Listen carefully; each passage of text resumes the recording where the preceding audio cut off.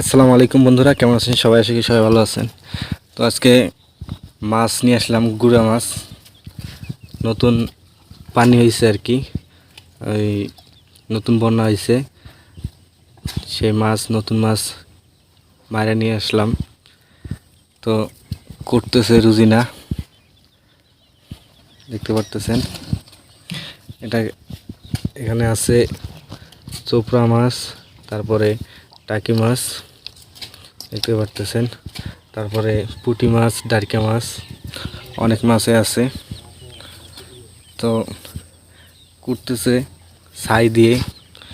ঢাকা শহরে তো মাছ কুটছে, তাই গ্রামে আইসা মাছ কুটতেছে ছাই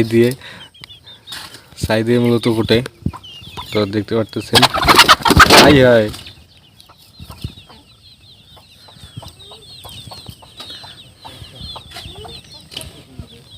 বৃষ্টি হয়েছে রাত্রে, সারা রাত বৃষ্টি হয়েছে, সকালে একদম বন্যা হয়ে গেছে।